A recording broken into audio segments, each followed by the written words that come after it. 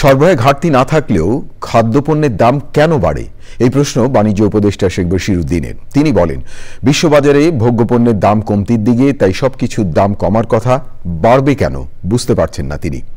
বৈষম্য বিরোধী ছাত্র আন্দোলনের সমন্বয়ক সার্জির আলম উপদেষ্টাদের মনে করিয়ে দেন তারা সৌভাগ্যক্রমে দায়িত্ব পেয়েছেন। বিদায় নেওয়ার আগে সবাই যেন অন্তত একটা সংস্কার করেন, সেই অনুরোধ তার। রিপোর্টে আরও জানাচ্ছেন রিজভী নওয়াজ। দৈনিক বণিক বার্তার আয়োজনে বাজার তত্ত্বাবধানের কৌশল অনুসন্ধানে নীতি নির্ধারণী সভা।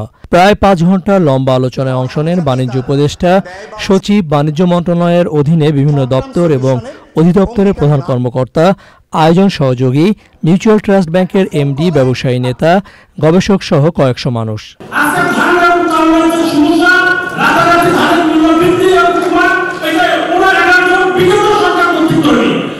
প্রতিযোগিতা বিরোধী একটা অবস্থানে কৃষকের 5 গুণ বেশি দামে এগুলো কীটনাশক কিনতে হচ্ছে, যেটা আমরা এখানে উৎপাদন করতে পারছি।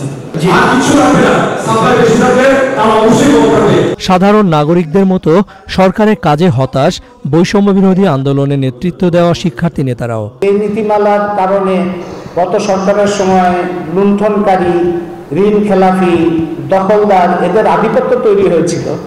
সেই একই ধরনের নীতিমালা যদি অব্যাহত থাকে এখনো এই সরকারের সময়, তাহলে তো পরিবর্তন কিছু হবে না। আমরা এটা মনে করতে পারি যে যারা আজকে এখানে আসলে সম্মানিত উপদেষ্টা হিসেবে রয়েছেন, যে কোনো মন্ত্রণালয় হোক না কেন, তারা এত রক্ত এবং জীবনের বিনিময়ে সৌভাগ্যক্রমে এরকম একটা সুযোগ পেয়েছেন। সো 1 বছরে বা যতটুকুই সময় আছে আমাদের হাতে, ওই সময় কিছু একটা করে দেখান। রমজানের জিনিসপত্রের দাম বাড়বে না বলে আশ্বস্ত করেন নীতি নির্ধারকরা। ইনশাআল্লাহ আমি এটাও আপনাদেরকে অ্যাসিওর করতে চাই, গোয়িং ফরওয়ার্ড ইন রমাদান ইনশাআল্লাহ সমস্যা হবে না। চিনি, তেল, ছোলা, খেজুর এর কোনো সংকট বাজারে নেই। বাজার নিয়ন্ত্রণে গণমাধ্যমের কাছ থেকে ইতিবাচক সহযোগিতা চান বাণিজ্য উপদেষ্টা। Rizvi Nawaz, channel I, Dhaka.